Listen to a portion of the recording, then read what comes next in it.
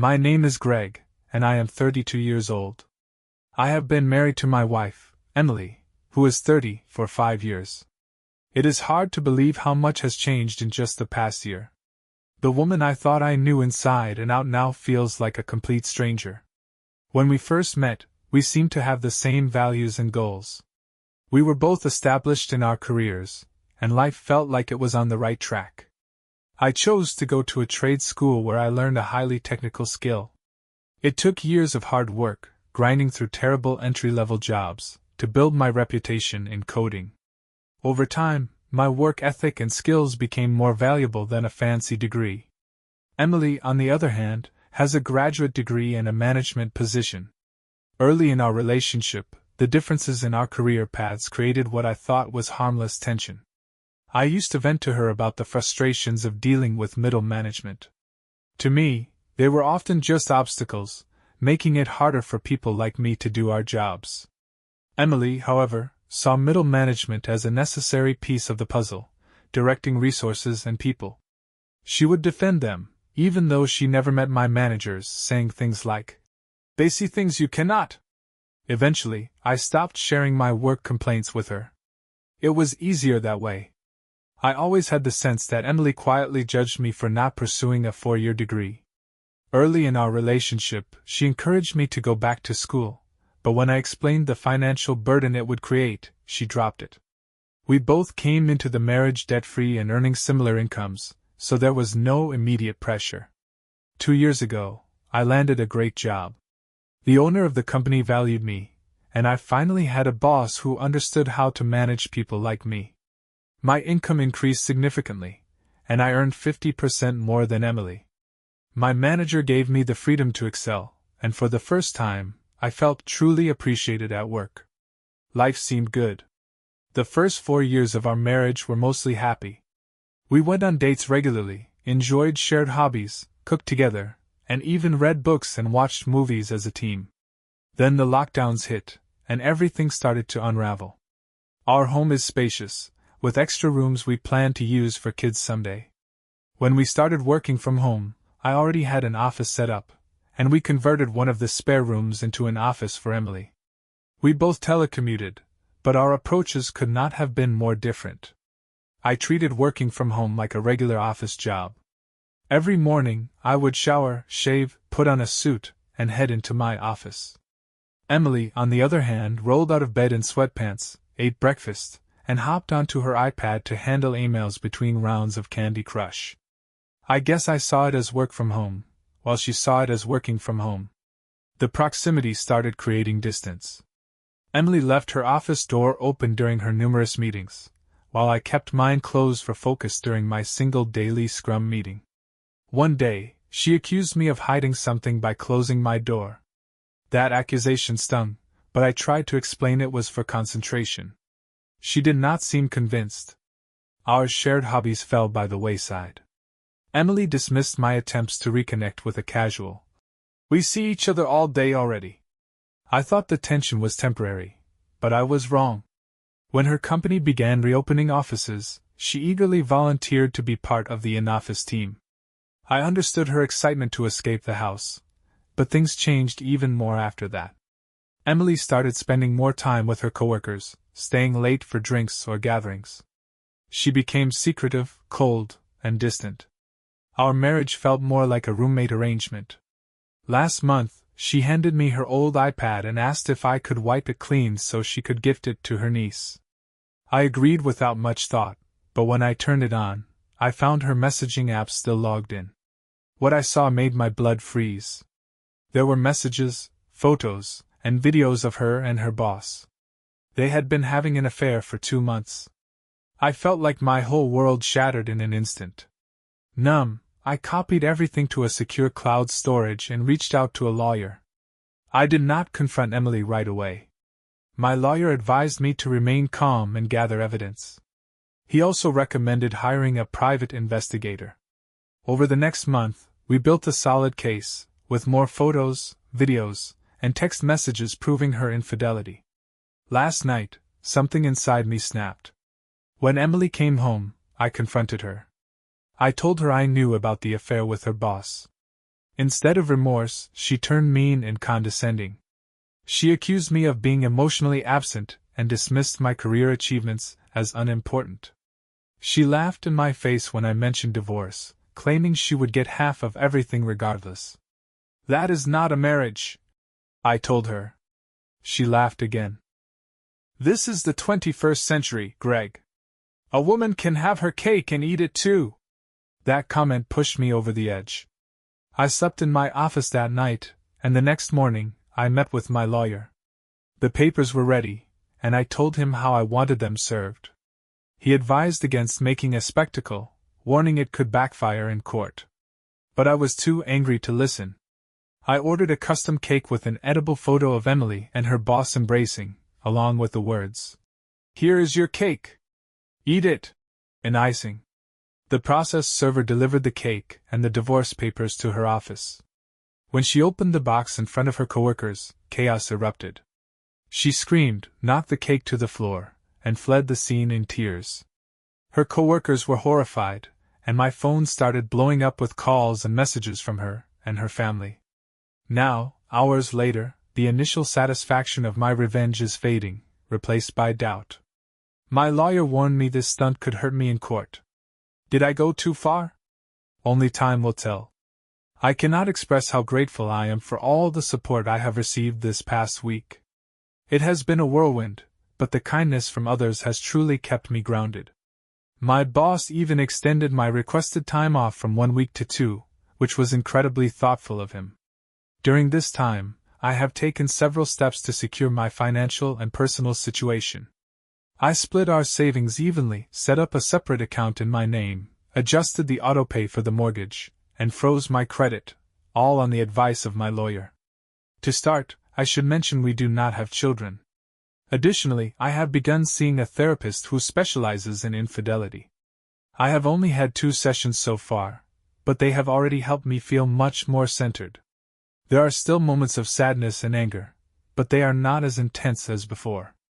After the stunt with the cake, I am now following my lawyer's advice to the letter.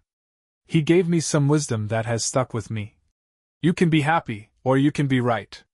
It is a reminder to think strategically rather than emotionally. He explained that if my wife decided to return to the house, I would not have the legal right to prevent her. However, he advised me to record any interactions with her if that were to happen. Thankfully, she is still staying at her mother's house. She did reach out to request a meeting, though.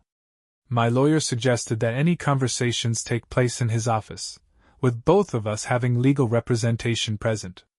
When I relayed this to my wife via email, she claimed she had not yet hired a lawyer.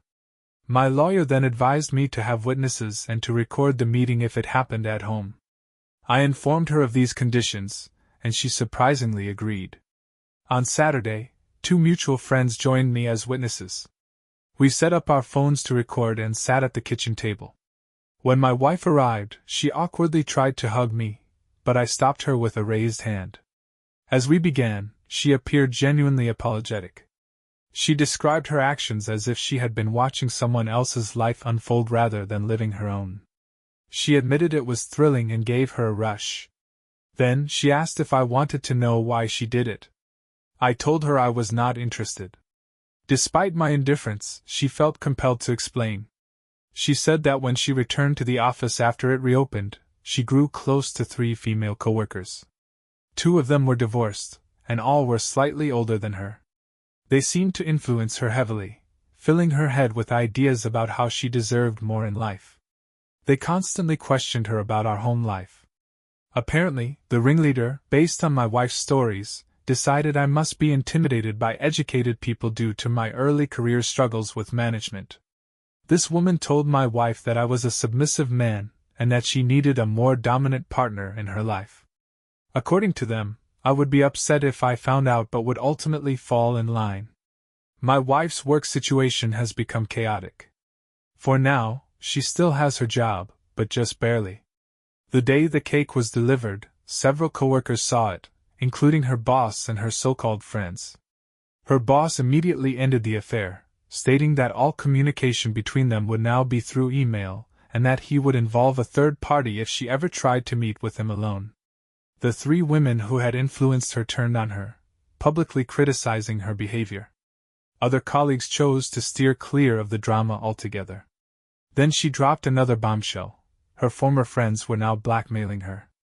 They demanded $5,000 in exchange for keeping quiet, threatening to report the entire situation to HR if she did not comply. She begged me for help. I told her that caving to their demands would only lead to more blackmail in the future. I advised her to report herself, her boss, and the coworkers involved to HR. It was her best chance to regain some control and sleep peacefully at night. Finally, she asked the question I had been expecting. "What about us? Where does this leave our marriage?" I told her plainly that there was no us anymore. Our relationship was over. I urged her to find a lawyer to handle the divorce and recommended she seek therapy for herself. Someone who could go from mocking me to pleading for help within a week clearly needed professional guidance. She brought up the cake incident, and I simply replied, "Yes, and I am working on that in therapy." She left shortly after. I do not know if she will follow my advice or choose to pay the blackmailers. All I know is that this entire ordeal reinforces one truth: workplace friendships can sometimes cause more harm than good. First week back at work, and my boss surprised everyone by announcing we could leave at noon today for Good Friday and Easter weekend. I am feeling a lot better these days. I am still attending therapy sessions, and last weekend I decided to take a drive along some rural roads to clear my head. On the way, I came across a dog breeder and stopped out of curiosity. The breeder, an Asian man, introduced me to a breed of dogs I had never seen before. He explained they are incredibly loyal and brave. After spending some time playing with a few of them, I am seriously considering going back to get one, even though they are quite expensive. I believe the breed is called Jindos. My wife and I used to talk about getting a dog, but she never found a breed she particularly liked. As for my wife, she has not moved back in or tried to contact me directly, but she has hired a lawyer. My lawyer called to let me know and said, "Buckle up, you are going to visit a marriage counselor." I immediately pushed back, saying I had no interest in counseling since I was committed to the divorce. He understood but explained, "Normally, I would tell the other attorney to pound sand, but now I need to portray you as a reasonable person. You have to entertain reasonable requests. This is why it is important to listen to your attorney." If I had kept my anger in check earlier, I might have been able to avoid this situation. He also gave me clear advice for the session: do not admit fault, do not concede that I failed anywhere, and do not agree to anything, not even a second session. Just show up, answer neutrally, and remain calm. No yelling, no accusations. The session itself was conducted over Zoom. I was at home, my wife was at her mother's house, and the counselor appeared to be in an office. The experience was interesting. The counselor seemed intent on spreading the blame. "Surely you can understand how distance could create a need," the counselor suggested. I simply replied, "I do not agree. It takes 2 people to create a rift in a marriage." They continued, "Yes, her and her boss." I thought but did not say aloud, "Holding on to this is staying in the past. There could be a wonderful future," the counselor added. "Past behavior is a good indicator of future behavior," I countered. I was not trying to outwit anyone or play games. I just stayed disengaged beyond what was necessary. The 2-hour session felt like an attempt to pin even 10% of the blame on me, so my wife could claim, "See, it was both our faults. Let's rebuild." I was not having it. Toward the end, the counselor asked why I seemed so cold. I replied, "Did you know infidelity can cause mental damage similar to PTSD?"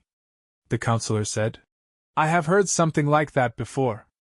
As the session wrapped up, I was about to log off when my wife asked if I would attend another session next weekend. I said I did not think that was a good idea. She then pleaded, asking what it would take for me to agree to another session. I simply said, "Good night," and signed off. Now I am waiting to see what the next reasonable request will be, the kind I cannot refuse, so my lawyer can continue painting me as a well-adjusted person who had one bad outburst rather than a pattern of bad behavior.